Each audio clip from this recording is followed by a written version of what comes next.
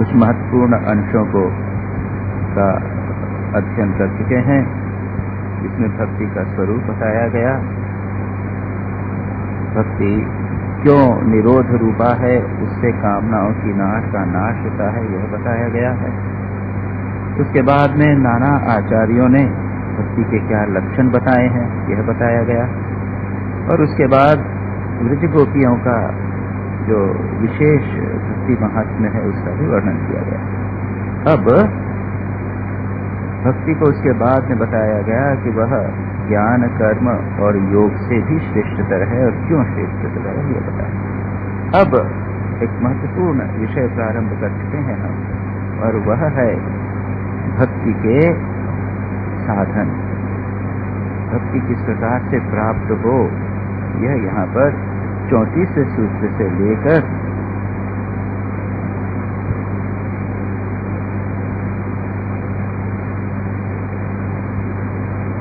बहुत लंबे कई सूत्र, महत्वपूर्ण सूत्रों का यहाँ पर वर्णन होगा। पहले सूत्र में कहा गया है, 34वें सूत्र में कहा गया, तस्याः साधनानि गायन्ति आचार्याः। आचार्य लोग उसके साधन क्या हैं उसका वर्णन करते हैं। इसकी चर्चा हम कर चुके हैं। तस्याः साधनानि, उसके साधन कौन करते हैं? आचार्य। और आचार्य कौन है इसकी चर्चा हम कर चुके हैं। भक्ति के आचार्यों का वर्णन बाद में भी मिलेगा। नारद, शांडिल्य, पराशर, व्यास इत्यादि बहुत सारे भक्ति के आचार्य हैं।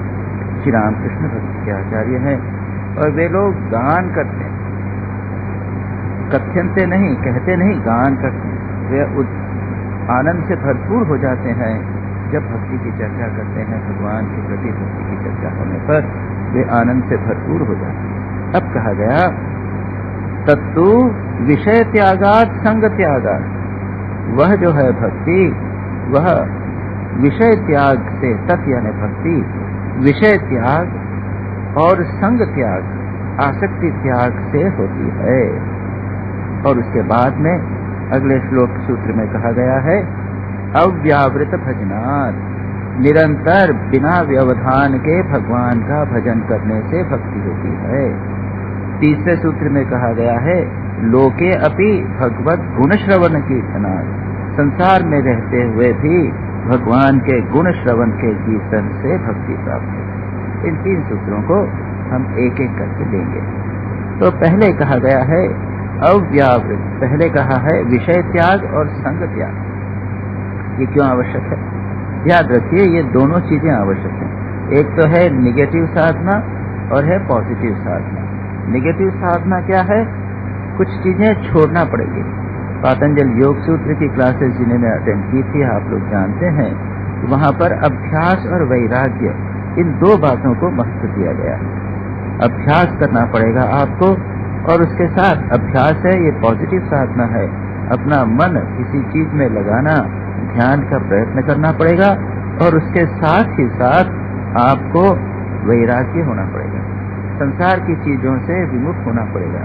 ठीक यही बात कही गई यहाँ पर है कि क्या है, तत्व विषय त्यागात, विषयों का त्याग करना है। संसार के भोग के विषय हैं, उनमें मन नहीं लगाना है। This important. अगर आप संसार के भोगों में मन लगाते रहें और भगवान का भजन करते रहें तो नहीं होगा। तो दोनों की आवश्यकता है। कुछ का मत है कि नेगेटिव कर्म करने जाओ, संसार से मन को विमुख रखो, तो धीरे धीरे भगवान में मन लगने लग जाएगा। यह भी एक सिद्धांत है, यह भी एक मत है कि अगर आप भगवान में मन न लगे तो भी भाई संसार में मत लगो। इससे थोड़ी सी निरसता आ सकती है, फिर मन कहाँ लगाए?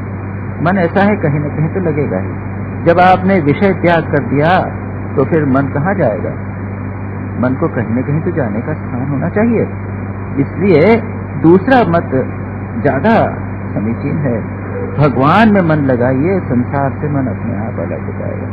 श्री रामकृष्ण स्वयं कहते थे कि अगर आपको पश्चिम से दूर जाना है तो आप पूर्व की ओर जाइए, ऑटोमेटिकली पश्चिम से दूर हो जाएंगे।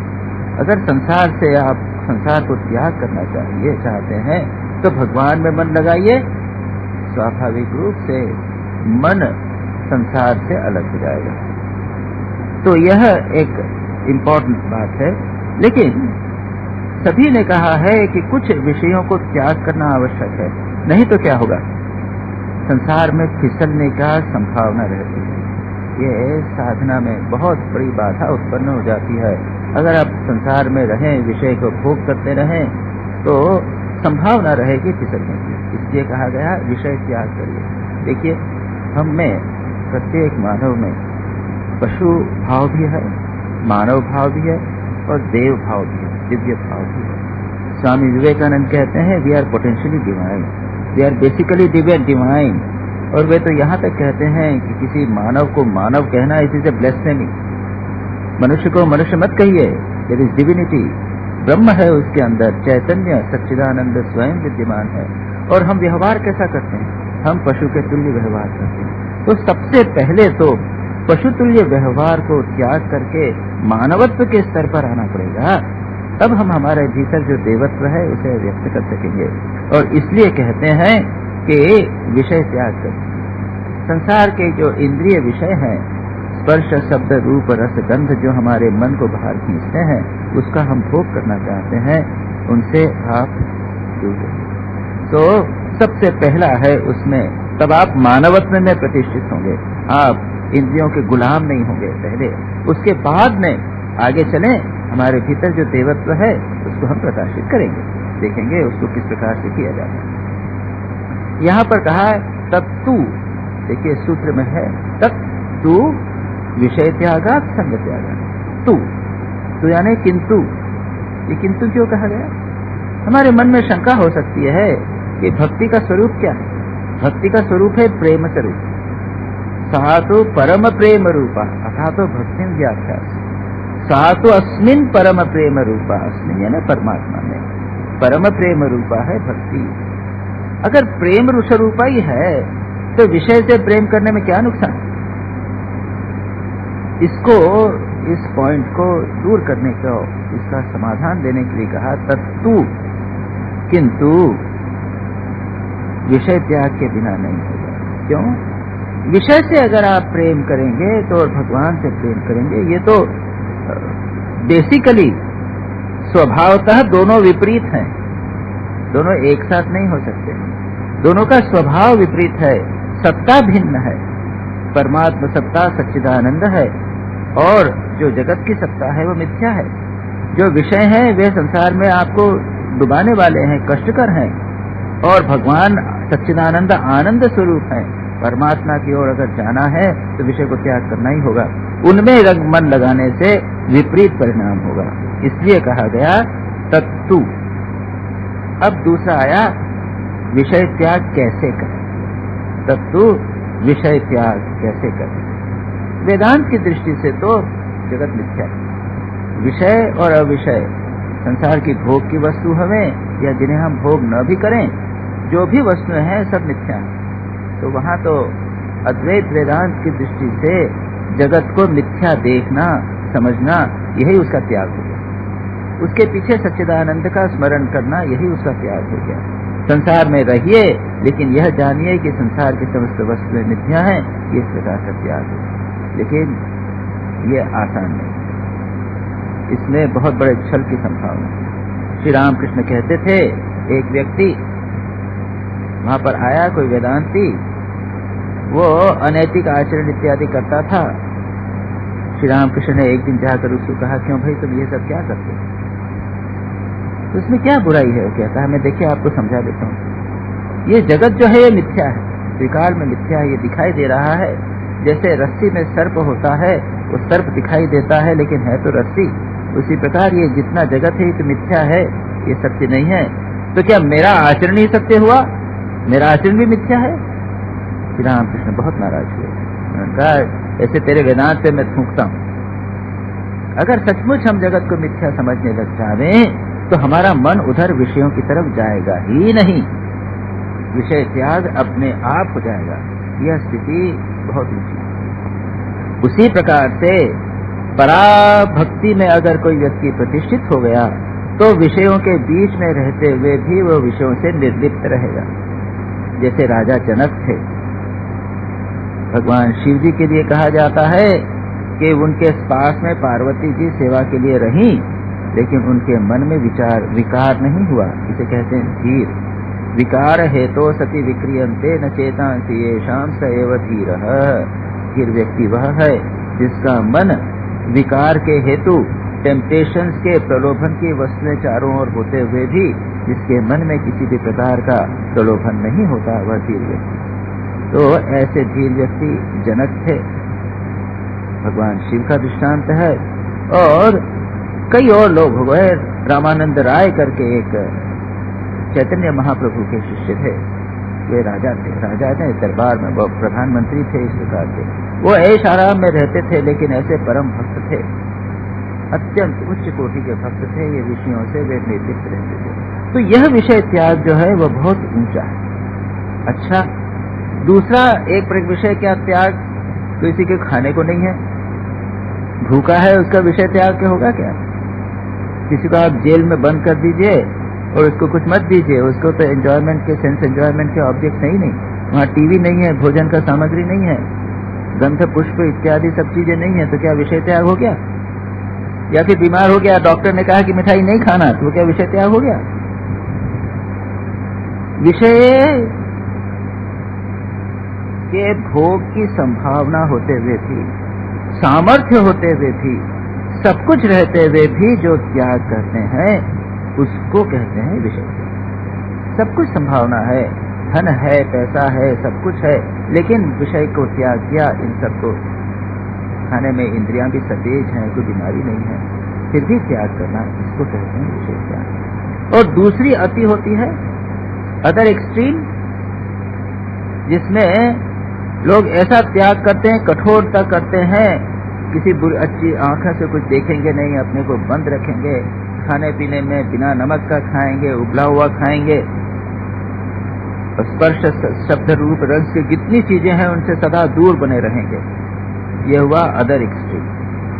और इसको कई बार ये एक प्रकार से इसे कहते हैं सप्रेशन, उससे बीमारी हो सकती है। ये जैसे अगर एक्सट्रीम पे बहुत अति करना, तपस्या के अति, भगवान गीता में उसको तामसिक तप कहते हैं। कर्षयन्तः शरीरस्थम भूतग्रामम, मैं जो शरीर में हूँ, कर्षयन्तः माम शरीरस्थम, मैं शरीर के अंदर विद्यमान हूँ, और मेरे जो इंद्रियां हैं इनको जो कष्ट करता है वो तामसिक तप है।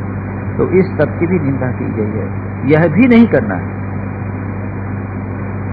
तो फिर कैसा करना चाहिए? ऐसा है कि इसके लिए विषयों से दूर रहें।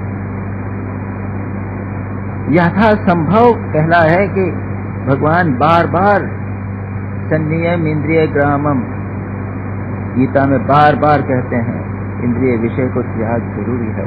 यथासंभव उनसे दूर रहे। उसके लिए फोर्स नहीं, कुछ आ गया तो स्वीकार कर लिया, लेकिन उसके पीछे भागे नहीं। बाध्य होकर जबरदस्ती उसको प्राप्त करने का प्रयत्न नहीं करना। सावधान रहना बहुत मुश्किल, बहुत महत्वपूर्ण है। उनसे जब तक हम प्रिलिमिनरी स्टेज में हैं साधना की, भक्ति की, तब तक विषय से दूर रहना आवश्यक है, नहीं तो बंधन में पड़े। यथासंभव दूर रहें, जानबूझकर प्राप्त करके भोग करने का प्रयत्न न करें।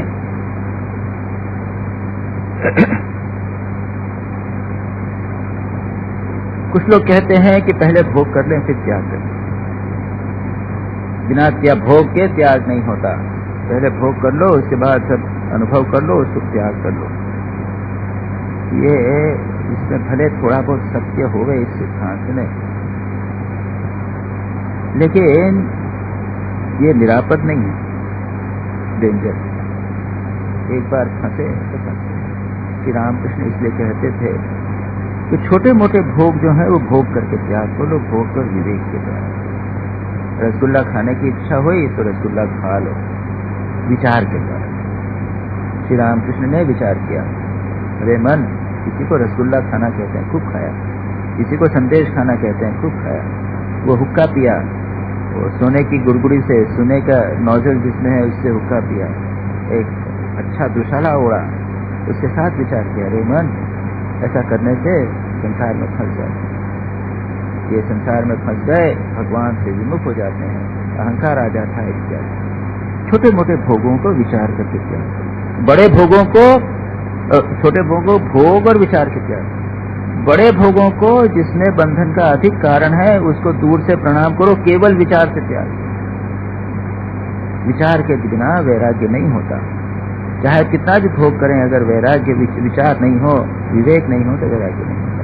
वैराग्य का त्याग का सबसे बड़ा आधार है विवेक, और विवेक सदा जागृत रखना चाहिए, अन्यथा फंसने की बहुत बड़ी संभावना रहती है। जरा सी अगर इच्छा वासना उठी तो उसको अंकुर में उसी समय बीजावस्था में ही नष्ट कर देना, ये साधक के लिए कहा गया।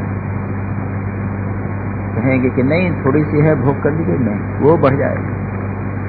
जो आप ययाति का दृष्टांत कई बार दिया जाता है, राजा ययाति सूर्यवंश के थे, भगवान राम के पूर्वज थे, और उस समय तो 1000 वर्ष 5000 ऐसे वर्ष जीवित रहते थे, खूब भोग किया उन्होंने। और उसके बाद अपनी पत्नी थी, लेकिन उसकी जो दासी थी उसके साथ भी उनका अवैध संबंध हो गया, जिस पर उसको श्राप मिला। उनके शुक्राचार्य के जो कन्या थी वो उनकी पत्नी, शुक्राचार्य उनके क्रुद्ध हुए और उन्होंने उनको श्राप दिया कि तुम इतने भोगी हो, जाओ तुम्हारा यौवन नष्ट हो जाए। बूढ़े हो गए, लेकिन भोगावस्था भोग पूरा नहीं हुआ।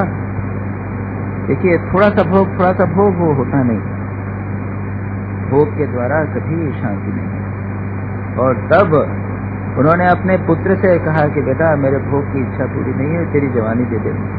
एक्सचेंज में जवानी ली। एक पुत्र तो अच्छा था, दूसरे पुत्र ने नहीं मानने दिया, दूसरे पहले पुत्र ने, एक पुत्र ने दे दी जवानी। उन्होंने फिर भोग किया और खूब भोग किया, और उसके बाद में कहने लगे कि न जातु काम कामानाम भोगे न उपशम। भोग के द्वारा कामनाओं का उपशम नहीं होता। जिस प्रकार से अग्नि में पानी के बदले अगर आप घी डालेंगे तो क्या होगा, गलती से पेट्रोल डाल दिया पानी अग्नि में या घी डाल दिया तो क्या होगा, और भभक जाए। आप बुझाना चाहते हैं बुझा दीजिए। तो भोग नहीं, भोग से कभी भी भोग विषय त्याग नहीं हो सकता। इसके बाद में कहा गया संग त्याग। संग त्याग यानी अटैचमेंट कर दिया, विषय का त्याग कर दिया, लेकिन अटैचमेंट अगर बना रहा, आसक्ति बनी रही तो कैसे होगा। भगवान गीता में इसकी निंदा करते हुए कहते हैं कि विषय का तो त्याग दिया, बाहर से तो विषय का चिंतन नहीं करता, मन ही मन उसका चिंतन करता है। ये क्या हुआ, मिथ्याचार, हिपोक्रेसी। अगर आसक्ति बनी हुई है तो बाह्य भोग से, बाह्य त्याग से कुछ नहीं होने वाला। दोनों का महत्व है।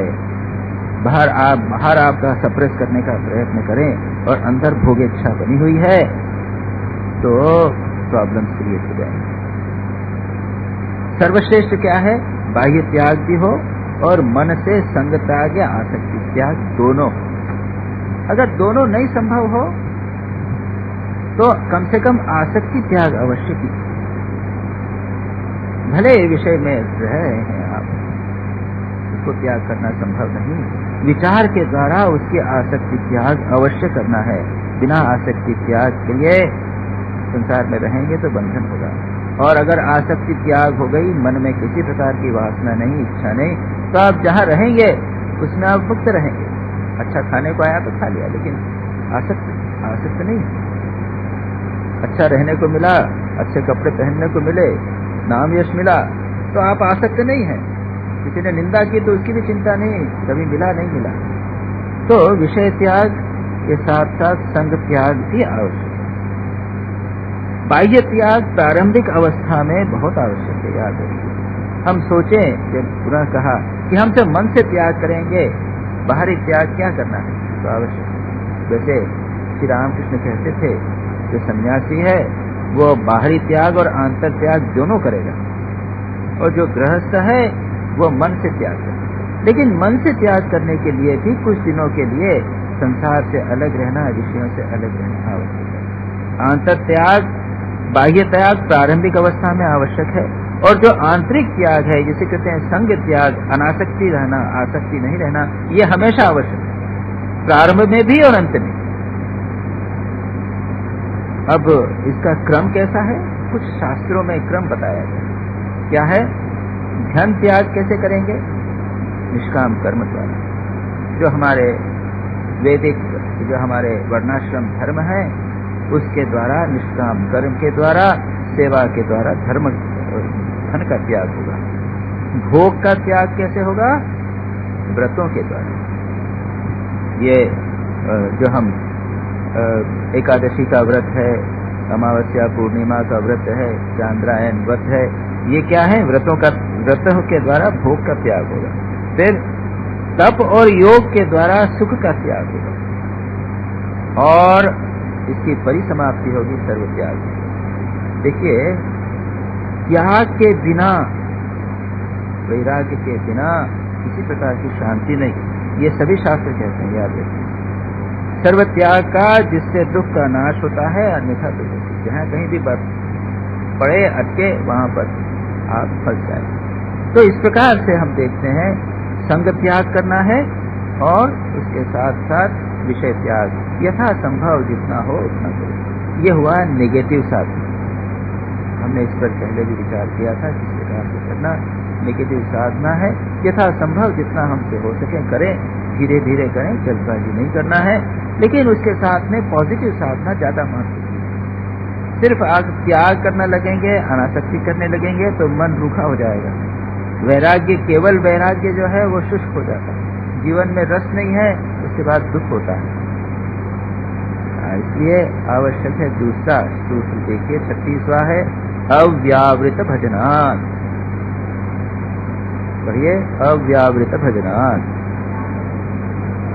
क्या कहा? अव्यावृत। अव्यावृत यानी बिना रुके, निरंतर, कंटिन्यूस, जैसे कहेंगे वो है कंटिन्यूअसली भगवान का भजन करना। यह है पॉजिटिव प्रैक्टिस। जैसा मैंने कभी कहा, पॉजिटिव प्रैक्टिस। इसके पहले निगेटिव कहा था, किससे दूर रहना। अब क्या करना? निरंतर, केवल बुरे विचारों से बचना पर्याप्त नहीं है। याद रखिए, हम अच्छा बुरा जानते हैं, हम सौंदर्य जानते हैं, हम कुरूपता जानते हैं, सत्य जानते हैं, असत्य जानते हैं, शुभ क्या है, अशुभ क्या है जानते हैं। हमारे भीतर वो परमात्मा सच्चिदानंद या सत्यम शुभम सुंदरम कहते हैं, वो सदा अभिव्यक्त होना चाहता है। उसके लिए उसको चांस देना पड़ेगा, उसके लिए मैनिफेस्ट करने के लिए उसको प्रयत्न, मौका दीजिए, अवसर दीजिए, सिचुएशंस ऐसी क्रिएट कीजिए कि जिससे हमारे भीतर जो सत्यम शिवम सुंदरम है, सच्चिदानंद है, वह व्यक्त हो सके। इसीलिए सत्संग, भजन, कीर्तन इत्यादि इनके द्वारा यह व्यक्त होता है। जो भी परिस्थिति आवे, आदि होवे, उनका हमें उपयोग करना चाहिए। लेकिन दुर्भाग्य यह है कि भले ही सच्चिदानंद परमात्मा हमारे भीतर हुए, लेकिन वो हमारे नीचे का पुल काफी है। नीचे का पुल जो है विषय का, हमारे जीवन में जो पशु है वो काफी स्ट्रांग होता है, वो नहीं उठने देता है। इसलिए थोड़ा संघर्ष करना पड़ता है, धीरे धीरे करना पड़ता है। अब अव्यावृत का क्या, मैंने अभी जैसे कहा, निरंतर, नियमित रूप से नित्य करना, और एक नियत समय पर पंक्चुअलिटी के द्वारा भजन नित्य निरंतर करना। ये एक मैंने कई बार रेफरेंस भी दिया है, पुस्तक का सुनाएगा तो इसकी बात करेंगे। निरंतर, कंटिन्यूअसली हमारे मन को भगवान में लगाए रखना। इसको कई बार शास्त्रों में अलग अलग प्रकार से उसको एम्फसाइज किया गया। निद्रायाः लोकवार्तायाः शब्दादेर अर्थ विस्मृते क्वचित न अवसरम दत्वा चिंतय आत्मानम आत्मनि। कैसी बात कही? निद्रा, निद्रा से व्यवधान होता है। लोकवार्ता, सांसारिक चर्चा, पॉलिटिक्स की चर्चा, पेपर में क्या आया इत्यादि की चर्चा हम करते हैं। टाइम बर्बाद करते हैं और शब्द आदि के माध्यम से अर्थ विस्मृति, हम परमात्मा तत्व के अर्थ को विस्मरण कर देते हैं। विस्मरण, लोकवार्ता, निद्रा, इन तीन के माध्यम से जनरली हम परमात्मा तत्व के अर्थ का विस्मरण कर देते हैं। इनको अवसर न देकर, निद्रा को अवसर नहीं दीजिए, लोकवार्ता को अवसर मत दीजिए। आत्मा का चिंतन निरंतर, परमात्मा का चिंतन कंटिन्यूअसली करते, ये बार बार कहा गया है, कई शास्त्रों में कहा गया है। पातंजल योग सूत्र में कहा गया है, दीर्घ काल नैरंतर्य सत्कारा सेवितो दृढ़ भूमि। आप लोगों ने पातंजल योग सूत्र अटेंड किया है और यह सूत्र मैंने बार बार आप लोगों को से उच्चारण करवाया है, जो लोग यहाँ पे आते हैं। दीर्घ काल तक निरंतर बिना रुके हुए भगवान का भजन कीजिए। और ब्रह्मसूत्र में कहा गया है, आवृत्ति असकृत उपदेशार्थ, जो उपदेश है अहम ब्रह्मास्मि इत्यादि श्लोक सूत्र जो है उनकी आवृत्ति कीजिए, आवृत्ति कीजिए। असकृत, सकृत यानी एक बार, असकृत यानी कई बार, केवल एक बार नहीं, कई बार। वहां पर श्वेत केतु का दृष्टांत आया है, उसके गुरु उससे कहते हैं तत्वमसी श्वेत केतु, श्वेत केतु या तत्वमसी मैंने शब्द किया, वो 9 बार वहां पे उच्चारण किया। 9 बार उच्चारण करने का अर्थ क्या है, एक बार से नहीं होगा, बार बार बार बार उसका उच्चारण करना है। तो अब प्रश्न ये उठता है कि हम बैठकर, अभी आपने भजन किया, अभी आप आरती में जाएंगे, आप भजन कीर्तन होगा, आपने सुबह बैठकर घंटे भर भगवान का नाम ले लिया, भगवान का स्मरण कर लिया, अव्यावृत कंटिन्यूस कैसे होगा, कंटिन्यूस कैसे हो सकेगा, क्या ये संभव है? इसकी काफी समस्या है। जो ब्रेक जो है इसमें होंगे, ये तो स्वाभाविक रूप से होंगे। उदाहरण के लिए आप अपने खाना पीना तो खाएंगे, कॉल ऑफ नेचर जो है उसको तो अटेंड करेंगे, शरीर को सुरक्षा रखना पड़ेगी तो थोड़ा सोना तो पड़ेगा। दूसरा, आपकी सोशल ऑब्लिगेशंस है, परिवार को देखना है, जहाँ कहीं भी आप सोशल स्टेटस है, आपका डॉक्टर है, टीचर है, इसको करना है। और तीसरा, अपार्ट फ्रॉम सोशल ऑब्लिगेशंस कुछ समाज सेवा भी करना है, लोक कल्याण भी करना है। इन तीनों को क्या छोड़ दें? संभव नहीं। हम जब कभी तपस्या इत्यादि के लिए, कि मैं कई बार जाता था, वहाँ गाजीपुर में, बनारस के पास गाजीपुर नामक स्थान है, वहाँ पर एक कुटिया है। गाजीपुर में आपने नाम सुना होगा, पवारी बाबा थे। पवारी बाबा बहुत प्रसिद्ध संत थे, वहाँ पर रहा करते थे। स्वामी विवेकानंद ने उनके दर्शन किए थे। वो उस कुटिया के पास में कुछ दूर पे और थोड़ा खेतों के बीच में, पेड़ों की चटनी के पीछे एक कुटिया बनी हुई। तो वहाँ पर कई जो भी साधु जाकर रह सकते थे, मैं कई बार जाकर वहाँ पर। तो वहाँ पर एक बाबा जी रहते थे, बाबा जी केयर टेकर जैसे थे, एक ब्रह्मचारी जी। तो वो कहते थे कि 6 कुतियाएं हैं, 6 कुतियां हैं, उनको थोड़ा सा 5 कुतियां हैं, उनको 5-6 ओके 4 कुतियां हैं, उनको थोड़ा सा खाना दे के और थोड़ा सा उनको शांत करके फिर भजन करते। तो कुत्ते जो है वो डिस्टर्ब करते हैं। कौन से हैं? वो है लघु शंका, दीर्घ शंका, यूरिनेशन और डिफिकेशन। तीसरा निद्रा और चौथा आहार, भूख, निद्रा और नेचर स्कॉल। इनको तो आपको अटेंड करना ही पड़ेगा, जितना मिनिमम में हो सके उतना करो और भगवान के भजन में लगा। एक बात हमारी जो वो है सोशल रिस्पॉन्सिबिलिटीज है और सोशल ऑब्लिगेशंस, रिस्पॉन्सिबिलिटी, इसका भी क्या किया जाए। तो इसके लिए थोड़ा ध्यान रखना पड़ेगा। अब देखिए, जो साधना में व्यवधान या ब्रेक आता है, ये कई कारणों से हो सकता है। आपने निश्चय कर लिया कि हम साधना करेंगे, शुरू हुए, उसके बाद में कई प्रॉब्लम। एक तो हो गई कॉम्प्लेसेंसी, ढीले पड़ गए, प्रमाद आ गया, प्रलोभन आ गया, छोड़ दिया, कोई मन नहीं लग रहा है, तो फिर चलेगा। याद रखिए, साधना का पथ आसान है। क्षुरस्य धारा कहा, क्षुरे की धार पर चलने के समान। बाधाएं कई प्रकार की आती हैं। एक तो एक्सटर्नल बाधाएं आती हैं, दूसरी इंटरनल। एक्सटर्नली सिचुएशंस ऐसी आई, परिवार के लोग तंग कर रहे हैं, वो नहीं चाहते तुम साधना करो। वो कहते हैं तुम संसार की जीत भी करो, क्या बैठे बैठे भजन कर रहे हो। सोशल लोग ये कहेंगे बाधा। हाँ न, ऐसा नहीं, आप सोशल ऑब्लिगेशंस पूरा करते हुए भी वो कहेंगे कि अरे तुम ये क्या भजन कर रहे हो। और जितने भी संतों के जीवन पढ़ते हैं, और काफी बाधाएं, बाहर से बाधाएं, एक्सटर्नल बाधाएं। इंटरनल बाधाएं अधिक महत्वपूर्ण, वो जिसका पातंजल योग सूत्र में वर्णन है। व्याधि, इससे बीमारी आ गई।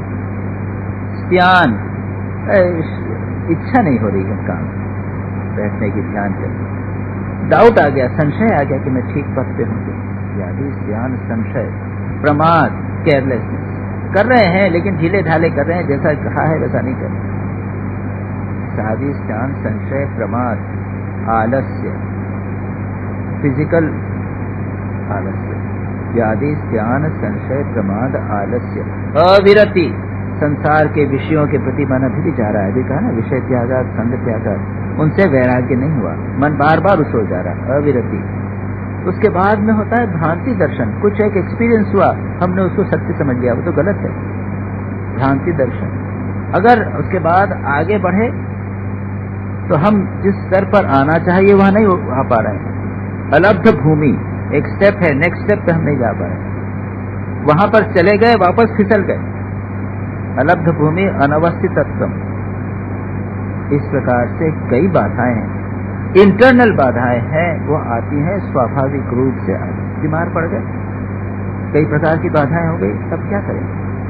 तो यहां ध्यान रखना है कि जो लोग साहसी हैं, वीर हैं, जो लोग लगे रहते हैं, वो ऐसी बाधाओं कभी कभी फिसलने के बावजूद उठ खड़े होते हैं। हमारे शास्त्रों में एक बहुत बड़ा दृष्टांत है विश्वामित्र। विश्वामित्र पुरुषार्थ के मानो प्रतीक। वो कभी भी कई बार फिसले, प्रलोभन में पड़े, ईर्ष्या में पड़े, फिर उठे। तो जो लोग वीर होते हैं, साहसी होते हैं, वे लोग तो बाधाओं के बावजूद भी लगे रहते हैं। ये बाधाएं, ये ब्रेक जो हैं जीवन में, ब्रेक्स जो कंटिन्यूटी में जो ब्रेक होता है, उसके बावजूद पुनः उठ के लग जाते हैं। लेकिन जो सामान्य व्यक्ति हैं, अगर वे सावधान नहीं रहें तो इससे नुकसान होता है, कभी कभी पूरी तरह से। फिर वो सारा जीवन, आध्यात्मिक जीवन नष्ट हो जाता है। जैसे पेड़ पर चढ़ रहे हों और चढ़ते हुए आपने एक पक्षी को देखा या एक तितली को देखा और एक अच्छा सा फूल देखा, उसको लेने के लिए गए, आपने अपना होल्ड छोड़ दिया, फिर नीचे गिर गए। तो ये दो प्रकार की समस्याएं हो जाती हैं। अब साधना में बाधा, जैसे मैंने कहा, अनिवार्य है। और ऐसे में क्या करना चाहिए? ऐसे में थोड़ा विश्राम, कभी कभी रेस्ट की आवश्यकता है। अगर आप कहा कि निरंतर भगवान का भजन कीजिए तो बोर्डम आ जाएगा। अब बोर्डम होगा तो क्या करेंगे? तो उसके लिए भी उपाय है। इसके लिए पुनः लग जाना। याद रखिए, ये बाधा तब आती है जब हमारी निष्ठा नहीं, तब बाधा जो है वो बंधन का कारण, ऑब्स्ट्रक्शन हो जाता है। एक उदाहरण लीजिए मां शारदा का। मां शारदा एक बार बीमार पड़ी। उनका नियम था कि सुबह 3 बजे उठकर वो ध्यान जप करती। अब वो बीमार हो गई तो नहीं उठ पाई। 1 दिन 2 दिन, जब ठीक हो गई, उसके बाद में भी 3 बजे नहीं उठी, 4 साढ़े 4 बजे उठी, ठीक हो गई। तब उन्होंने कहा, ओहो, ये तो मेरे मन जो है वो मुझे डिसीव कर रहा है। और फिर जोर देकर वो बराबर 3 बजे उठी। और हम होते तो क्या करते हैं? 2 दिन तो 3 दिन तो बीमार थे इसलिए नहीं उठे, चौथे दिन इसलिए नहीं उठे कि कल बीमार थे, परसों भी बीमार थे, और उसके बाद 3 दिन बाद क्यों नहीं उठेंगे कि अरे फिर बीमार पड़ जाएं तो। ये है दीज़ जीवन में इस प्रकार के व्यवधान आते हैं, और जो व्यक्ति लगा हुआ है, निष्ठापूर्वक संघर्ष कर रहा है, उसके लिए ये व्यवधान भी जो है ये व्यवधान नहीं माने जा सकते। यानी जो निरंतरता है, एक प्रोसेस बना हुआ है।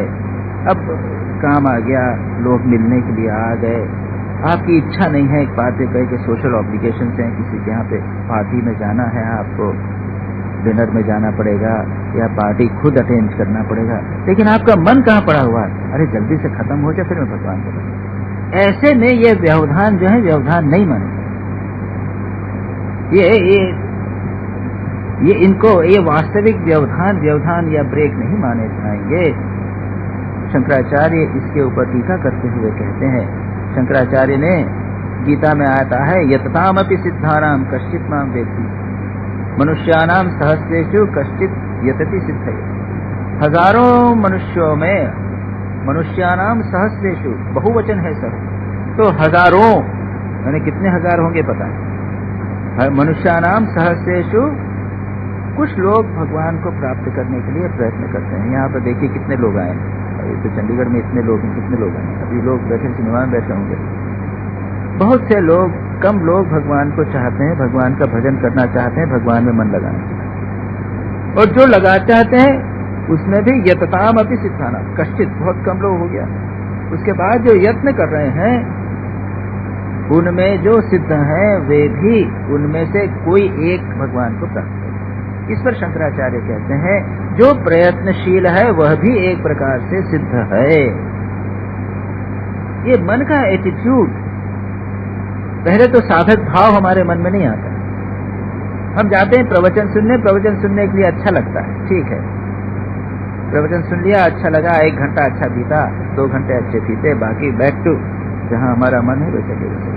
या एक दिन अगर रिट्रीट हुई तो एक दिन का इफेक्ट 7 दिन तक बना रहता है, फिर छूट गया, उसको बनाए नहीं रखा।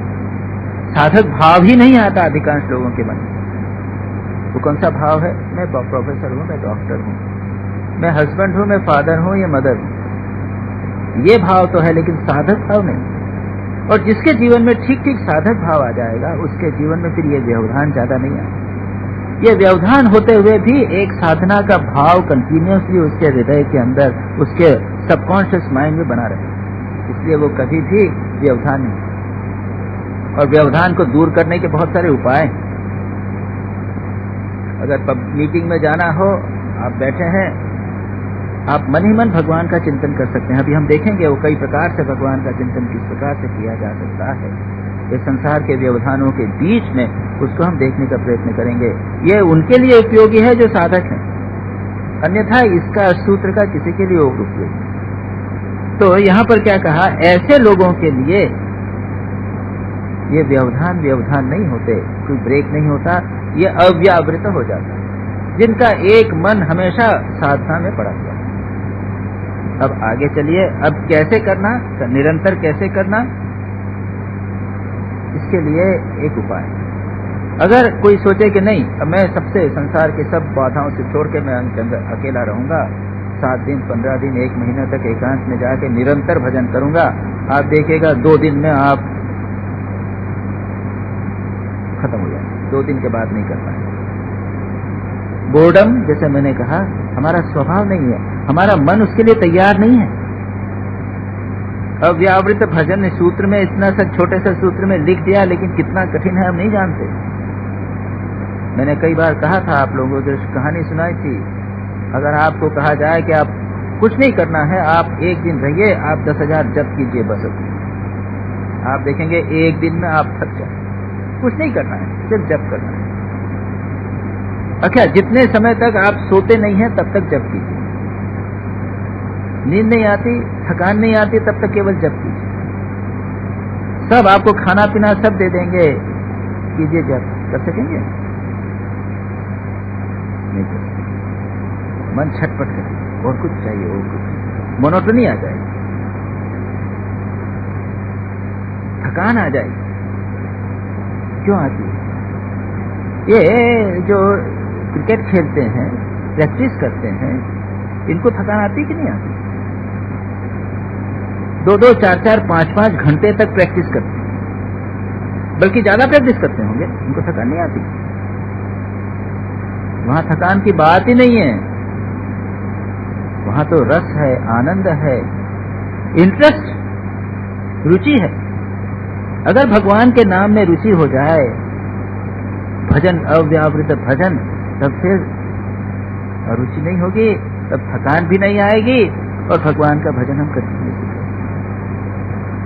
इसलिए पतंजल योग सूत्र में कहा गया है, सतु दीर्घ काल नैरंतर्य, और क्या वर्ड है बोलिए, आप लोग तो कई पहले किया है, सत्कार, सत्कारा सेवितो दीर्घ। ये सत्कार क्या है? दीर्घ काल तक भगवान का भजन करना है, ध्यान करना है, निरंतर करना है, विदाउट ए ब्रेक, सुबह शाम करना है, जब भी नियम बनाया।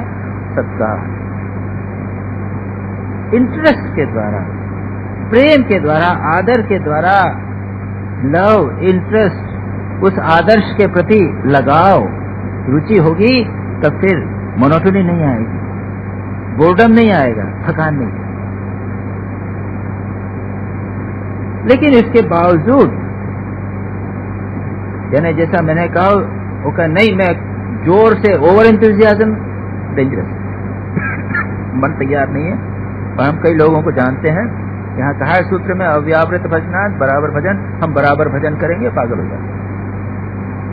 उसके लिए शास्त्र कहते हैं कि नहीं बाबा, ये अव्यावृत भजन, कंटिन्यूअस भजन हो भी सकता है, उसमें मोनोटोनी भी नहीं आएगी, बोर भी नहीं होंगे, थकान भी नहीं आएगी और पागल भी नहीं होगी। कैसे? इसके लिए उपाय करो, वैरायटी ले लो, नाना प्रकार से करो। कल आप लोग, कुछ लोग यहाँ पे थे, जब उद्धव गीता का पाठ कर रहे थे, भगवान ने वहां पर क्या कहा था? कई प्रकार से गाना बजाना, भगवान के लिए नृत्य करना, फूल माला बनाना इत्यादि, कई प्रकार से कई चीजें हैं। अगले शनिवार को हम पुनः उसको रिवाइज करेंगे। उसमें कई प्रकार से कहा गया है कि भगवान में भजन मन लगाया जा सकता है। क्या कहा है? एक तो कई प्रकार की, एक तो ध्यान कीजिए, भगवान का ध्यान कीजिए, बहुत डिफिकल्ट है, कोई दुख है। अगर ध्यान नहीं हो सके तो फिर क्या करेंगे?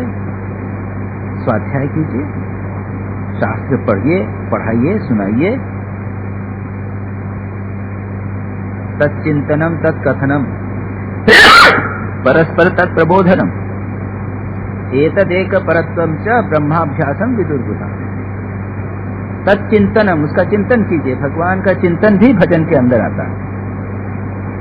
और तत्कथनम, मैं कह रहा हूं, ये भी मेरे लिए भजन हो गया, आपके लिए श्रवणम, ये भी भजन हो गया। परस्पर कहिए, एक दूसरे मिलेंगे तो मिलने पर पॉलिटिक्स की बात मत कीजिए, भगवान की बात कीजिए। आज ये सुन के आए, आपको कौन सी चीज अच्छी, कल आप क्या पढ़ेंगे, चलो हम ये पढ़ेंगे, हमने आज ये किताब पढ़ी, फलानी पुस्तक पढ़ी, अच्छी लगी, ध्यान के बारे में है, बताइए। हम मेडिकल कॉलेज में थे, डॉक्टर जब हो रहे थे तो क्या करते थे? तो जो पढ़ते थे तो क्लास खत्म हुई, क्लास खत्म हो के बाद कॉलेज में, जब हॉस्पिटल में जब जाना था ड्यूटी पे, टाइम मिलता था तो दो मित्र मिलके डिस्कस कर रहे हैं, व्हाट आर यू रेड, तुमने कुछ पढ़ा है? वो पढ़ा है। हम ट्रेनिंग सेंटर में बना, चंडीगढ़ में बेलूर मठ में थे, तो घंटी बजी खाने के लिए जाना है, ट्रेनिंग सेंटर से खाने के लिए जाना है, क्योंकि 5 मिनट से 10 मिनट। हम क्या करते थे, हम एक श्लोक वो सुना रहा है, दूसरा श्लोक वो, इधर उधर की बात नहीं, श्लोक सुना।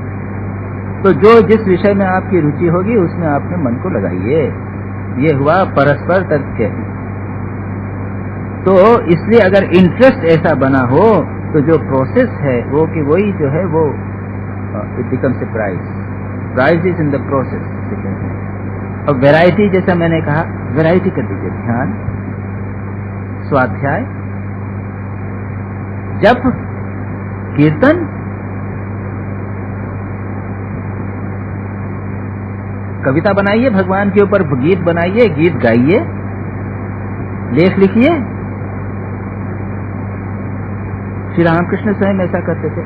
यहाँ तक कि पिकनिक, अब यहाँ रिट्रीट होती है, आप लोग जानते हैं, आप लोग आते हैं, और स्वामी विवेकानंद का जन्मदिन 1 जनवरी 1 फरवरी को आ रहा है। वो तो शॉर्ट होता है, उसमें भी हम वैरायटी देते हैं।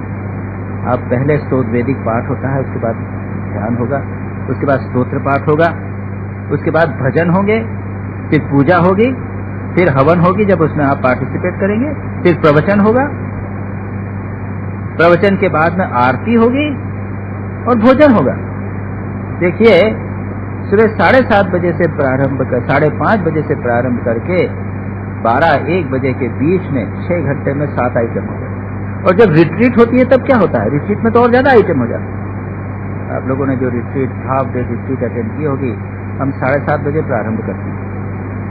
उसमें पहले स्तोत्र पाठ, वैदिक पाठ, चैंटिंग, उसके बाद मेडिटेशन, उसके बाद स्तोत्र पाठ, उसके बाद श्री रामकृष्ण वचनामृत का पाठ, उसके बाद अर्चना, राम नामार्चना, सब आप लोग 108 भगवान के नाम करते हैं। उसके बाद में ब्रेक हो गया, उसके बाद में फिर भजन, गीता पाठ, प्रवचन, क्वेश्चन आंसर, हो गए कि नहीं? 9 वेराइटीज के द्वारा भगवान में मन लगा देना, किसी को मोनोटोनी नहीं होती। और बाद में कहते महाराज बड़ा अच्छा लगा, सारा समय जो है भगवान में मन लगा। और अगर हम कहते नहीं, आप 2 घंटे तक बैठे बैठे यहाँ पर जप कीजिए, तो सब बोर हो जाते, कोई नहीं करता। तो ये मोनोटोनी दूर करने के लिए वैरायटी। श्री रामकृष्ण के समय तो पिकनिक हुआ करती थी। श्री रामकृष्ण के पास एक भक्त आया, उन्होंने कहा, अरे जाओ जाओ, वो पंचवटी में जाओ, पंचवटी जहाँ पर पेड़ों का झुरमुट है, वहाँ जाओ। क्या है वहाँ पे? ये नरेंद्र आदि लोग पिकनिक करते गए। देखा स्वामी विवेकानंद, उस समय नरेंद्र थे, नरेंद्रनाथ थे, वो 8-10 लड़के मिलके वहाँ पे उन्होंने खाना बनाया है। पिकनिक यानी वो कुछ आग जला के उसने खाना वाना बनाया है, वहाँ पे सब खा रहे हैं, मजा हंसी हो रही है। श्री रामकृष्ण भी वहाँ पहुँच गए, उनके साथ आनंद कर रहे हैं। और स्वामी तुरानंद जी आगे चल के, जो स्वामी तुरानंद जी के नाम से प्रसिद्ध हुए, श्री रामकृष्ण के जो शिष्य थे, वो कहते थे कि श्री रामकृष्ण के पास हंसी मजाक होती थी, खूब हंसी मजाक होती थी, आनंद होता था, कीर्तन होता था। कीर्तन तो खूब होता था, कीर्तन न भी होवे, उनसे हंसी मजाक भी अगर करते थे तो उसमें भी मन हमारा ऊपर उठता था। ये हंसी मजाक भी अव्यावृत भजन हो जाता था। ये जितने संत हुए हैं, ये आनंदी रस से पूर्ण रहते थे। भगवान सच्चिदानंद उनके हृदय में।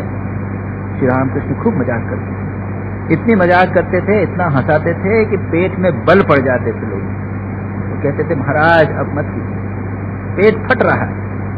श्री रामकृष्ण कभी कभी ये बताते थे कि जो लेडी डांसर्स होती हैं वो कैसा करती हैं, तो वो ऐसा घूंघट निकालना, ये करना, इस प्रकार का इतना करते थे और इतना सजीव करते थे वे कि दूसरे जो युवक उनके जो शिष्य रहते थे वो हंस के लोटपोट हो जाते।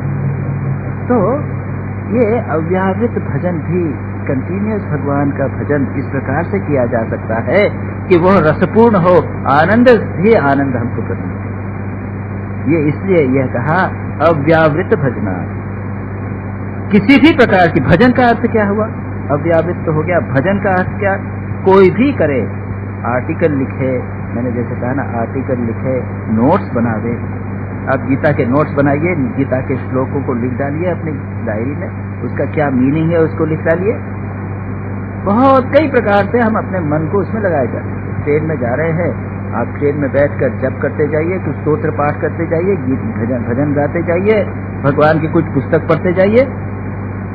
अब अपने ऑफिस में काम कर रहे हैं, अपने सामने फोटो रख लीजिए, बीच बीच में उसको देखते जाइए।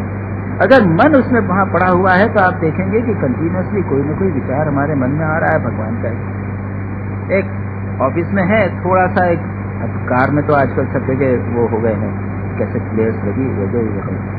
आप अपने ऑफिस में एक थोड़ा सा म्यूजिक चला दीजिए, भगवान के नाम का भजन चला दीजिए। इतनी ध्वनि, ऐसी माइल्ड ध्वनि होवे कि आपके काम में डिस्टर्ब न करे।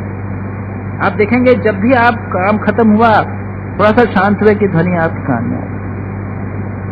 कितने ही प्रकार से भगवान का कंटिन्यूस श्रवण भजन किया जा सकता है। श्रीमद् भागवत में तो कहा गया है 9 प्रकार का, श्रवणम कीर्तनम विष्णोः, स्मरणम पाद सेवनम, अर्चनम वंदनम दास्यम सख्यम आत्मनिवेदनम। श्रवण कीजिए भगवान के नाम का, उनके भजन का, कीर्तन कीजिए, खुद गाइए, अभी आएगा आगे लोकेपी अभी आने वाला है।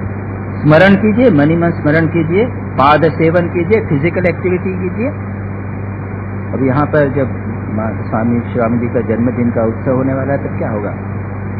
माताएं एक दिन पहले आ जाएंगे, किसी वक्त आके बैठ के और माला गूंथेंगे श्राइन में बैठ कर, और एक दिन भजन गाती रहेंगे। ये क्या हुआ? तो एक दो घंटे तक कंटिन्यूसली भगवान का स्मरण। इस प्रकार से नाना प्रकार से हम अपने मन को भगवान में लगा देते हैं। अर्चना कीजिए, स्तुति कीजिए, वंदना कीजिए, दास्यम अपने को समर्पित कीजिए। इस प्रकार से हम कंटिन्यूसली भगवान का भजन कर सकते हैं। अगला सूत्र है लोकेपि भगवत गुण श्रवण कीर्तना। जैसा मैंने कहा कि लोक में, समाज में रहते हुए हमारी जिम्मेदारी पूरी करते हुए किस प्रकार से ये करते हैं, इसका मैंने संक्षेप में आपको उपाय बता दिए। इसकी चर्चा और आगे करेंगे। ऐसा कुछ है, ये दोनों श्लोक एक साथ ही हैं। लोकेपि तत् गुण श्रवण कीर्तना, शास्त्र अध्ययन, भजन रचना, गाना, धार्मिक साहित्य का सृजन, ये भी एक प्रकार का भजन है। कथावाचन, प्रवचन करना, नारद सुखदेव इत्यादि ने किया। और एक बहुत महत्वपूर्ण उपाय है मंत्र का जप। ये मंत्र का जप बहुत महत्वपूर्ण है, इसकी चर्चा हम अगली बार करेंगे। मंत्र का जप कंठराज के युग के लिए तो कहा जाता है हरे नाम केवलम, नास्त्येव गति अन्यथा। भगवान का नाम के बिना आजकल के कली युग में और कोई गति नहीं।